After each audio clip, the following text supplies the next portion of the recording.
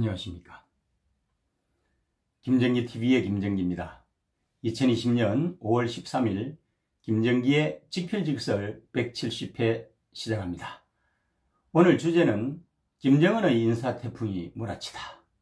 북한 최고근부의 세대교체를 통한 친정체제를 구축하는가 입니다.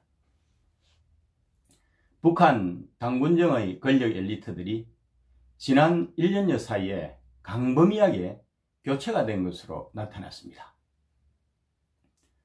노동당 정치국 위원과 후보위원, 정권기관인 국무위원회 위원 교체 비율이 모두 82%에 이르렀습니다. 군에서도 핵심 요직인 총참모장, 인민무력상, 정찰총국장, 호위사령관이 모두 바뀌었습니다.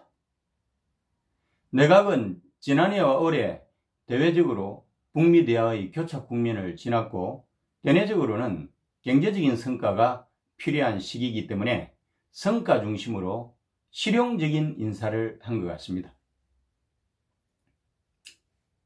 구체적으로 살펴보겠습니다. 첫째, 북한을 사실상 움직이는 노동당을 보죠.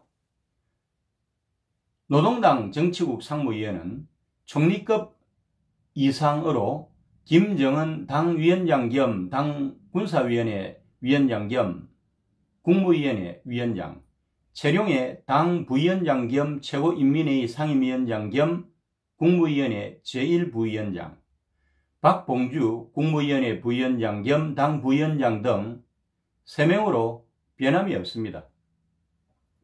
하지만은 당 정치국 위원은 부총리급인데요.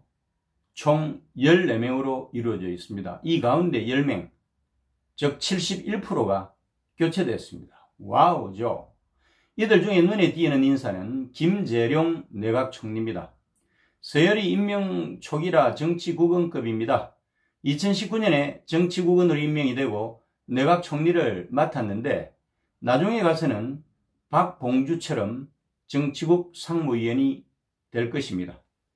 그 정도로 내각은 북한에서 당군과 초헌법기관인 국무위원회에 비해서 위상이 초라하고 주로 경제를 총괄하는 것으로 보면 됩니다. 당 정치국 후보위원은 부총리급과 장관급 사이인데요. 총 13명으로 이루어져 있습니다. 이 가운데 12명, 즉 92%가 교체가 됐습니다. 이들 중에 눈에 띄는 인사들로는 김여정과 조용원입니다. 김여정은 당 조직지도부 부부장입니다. 제1부부장이지만 실제로 부장 역할까지 하는 것으로 추정되고 이번에 후보위원으로 재호명이 됐습니다. 조용원은 당 조직지도부 부부장입니다. 김정은의 그림자 수행으로 아주 잘 알려진 실세 중에 실세입니다. 둘째입니다. 북한에서 초법적인 기관이라고 할 수 있는 국무위원회를 보도록 하겠습니다. 위원은 총 11명인데 이들 가운데 9명, 즉 82%가 교체되었습니다. 이들 중에 눈에 띄는 인사는 최룡해 최고인민회의 상임위원장이 지난해 신설된 국무위원회 제1부위원장에 임명이 되었습니다. 공산권 국가에서 제1은 수석에 해당하는, 다시 말하면 김정은 국무위원장의 국무위원회 차하급자로 서열 2위로 다른 부위원장보다는 상위 서열입니다.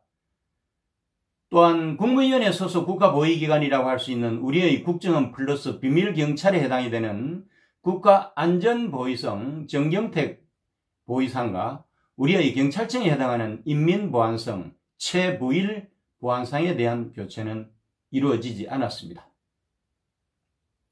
세 번째입니다.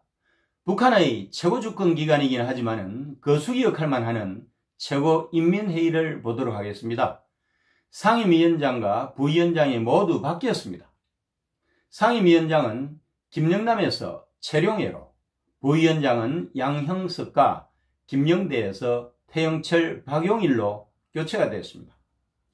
최고인민위원회 상임위원회 위원 12명 가운데서 5명이 새로 선출이 됐는데요.